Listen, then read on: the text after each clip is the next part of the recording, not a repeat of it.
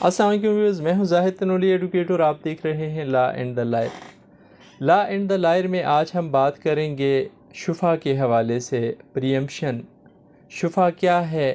شفا کن پراپرٹیز کی بابت کوئی کر سکتا ہے؟ کون سی ایسی پراپرٹیز ہیں جن کی ٹرانسفر پر شفا نہیں کیا جا سکتا؟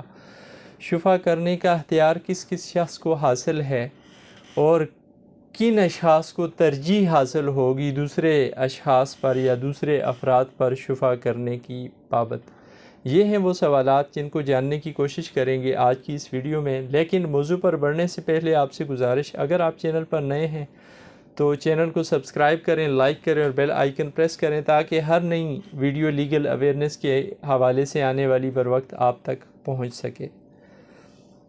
ویورز، شفا ایک ایسا حق ہے جو شریعت نے دیا ہے ایک شخص کو دوسرے اشخاص پر یا دوسرے افراد پر کسی پراپرٹی کے خریدنے کے حوالے سے، یعنی اس شخص کو جائیداد کی خرید کے حوالے سے ترجیح حاصل ہے دوسرے افراد پر۔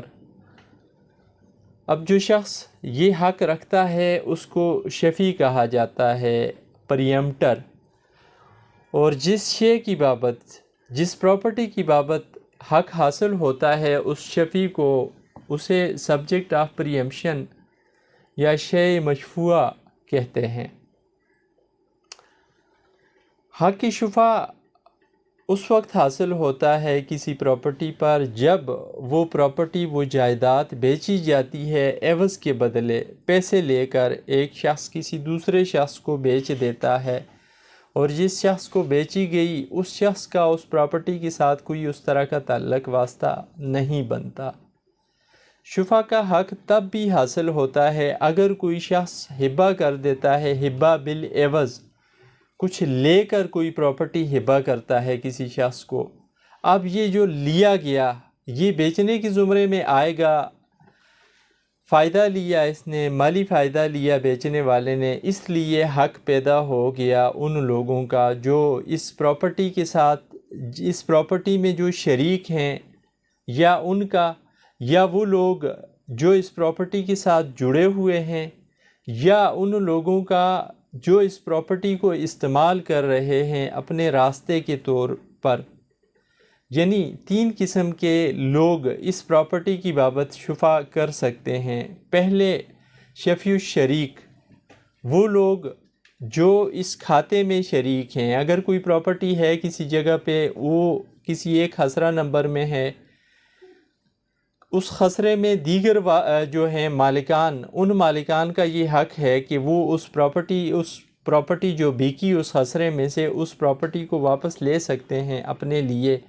کھاتا شریک ہونے کی وجہ سے حق شفا کا حق انہیں حاصل ہے، تاکہ کوئی تھرڈ پرسن، کوئی اسٹرینجر ان کی پراپرٹی میں نہ آ سکے اور ان کے لیے مسائل پیدا نہ ہوں۔ دوسرا شخص جو یہ حق رکھتا ہے شفا کرنے کا شفیع الشریک کے بعد، وہ شفیع الخلید کہلاتا ہے۔ جڑا ہوا شخص، نیبر اس پراپرٹی کا، جس بندے کی پراپرٹی نیبرنگ میں ہے اس پراپرٹی کے، اس جائیداد کے جو بک چکی ہے، ایسے شخص کو بھی شریعت نے حق دیا ہوا ہے کہ وہ بھی حق رکھتا ہے اس پراپرٹی پر شفا کرنے کا، اگر یہ خریدنا چاہتا ہے اس پراپرٹی کو اور وہ پراپرٹی باہر بیچ دی گئی ہے کسی تھرڈ پرسن کو۔ تیسرا شخص جو حق شفا رکھتا ہے وہ شفیع الجار کہلاتا ہے۔ ایسا شخص جو گزر کر جاتا ہو اس پراپرٹی میں سے، جس کو پانی آ رہا ہے اس پراپرٹی میں سے، نہر گزر رہی ہے، وہ سیراب کراتا ہے، اپنی فصلیں سیراب کرتا ہے اس پراپرٹی کے راستے، ایسے شخص کو بھی حق حاصل ہے شفا کرنے کا۔ یہ شخص بھی شفا کر سکتا ہے، شفا کا دعویٰ کر کے وہ پراپرٹی واپس لے سکتا ہے بذریعہ عدالت۔ اب کن پراپرٹیز کی ٹرانسفر پہ شفا نہیں کیا جا سکتا؟ جو جائیداد وراثت کے ذریعے ٹرانسفر ہوئی، ایک بندے کے فوت ہونے کے بعد اس کے وارثوں کو ایسی پراپرٹی کی بابت شفا نہیں کیا جا سکتا۔ جو جائیداد ایک شخص نے بذریعہ وصیت دے دی، وصیت کے ذریعے ٹرانسفر کر دی، وصیت میں دے دی کسی شخص کو، اس جائیداد کی بابت بھی حق شفا نہیں جتایا جا سکتا، حق شفا نہیں حاصل ہوتا۔ جو جائیداد ہبہ کر دی گئی ہو اور ہبے میں بدلے میں کچھ نہ لیا گیا ہو، سادہ ہبہ یعنی بغیر کسی عوض کے ہبہ کرنے والے نے دے دی ہے، جس شخص کو اس نے ہبہ کیا ہے اس شخص کو، اور بدلے میں اس نے کچھ بھی نہیں لیا، ایسی جائیداد پہ بھی حق شفا حاصل نہیں ہوتا۔ جو جائیداد کسی کو انعام کے طور پر دی گئی ہو، اس نے کارکردگی کے طور پر دی گئی ہو، اس کی خدمات کے صلے میں دی گئی ہو، ایسی جائیداد پر بھی حق شفا حاصل نہیں ہوتا۔ جو جائیداد کوئی شخص اپنی بیوی کو مہر میں دے دیتا ہے، مہر کے ذریعے ٹرانسفر ہوگی وہ پراپرٹی، اس بیوی کو دے دی گئی، ایسی جائیداد پہ بھی حق شفا نہیں جتایا جا سکتا۔ جو جائیداد کسی عدالتی ڈگری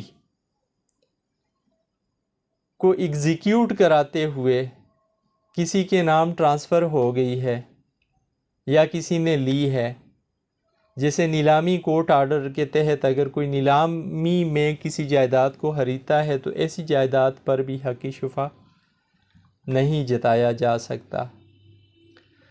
اب حق شفا کا بہترین حق کسے حاصل ہے؟ جو تین لوگ جن کو شفا کا حق دیا گیا، ان تینوں میں ترجیح کسے حاصل ہے؟ شفیع الشریک کو ترجیح حاصل ہے شفیع الخلیط پر، اور شفیع الخلیط کو ترجیح حاصل ہے شفیع الجار پر۔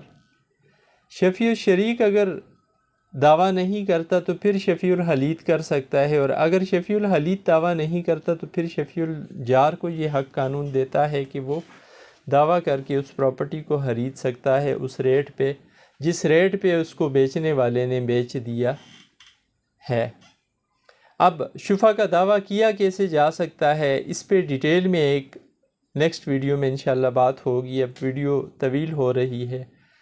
آج کی ویڈیو میں میں نے سمجھانے کی کوشش کی، سمجھنے کی کوشش کی کہ شفا کیا ہوتا ہے، کس کس شخص کو شفا کا حق حاصل ہوتا ہے، اور کس کس طریقے سے ٹرانسفر کی گئی جائیداد پر حق شفا حاصل ہے، اور کس کس طریقے سے ٹرانسفر کی گئی جائیداد پر حق شفا حاصل نہیں ہے۔ امید ہے آج کی یہ ویڈیو آپ کو پسند آئی ہوگی۔ تھینکس، اللہ حافظ۔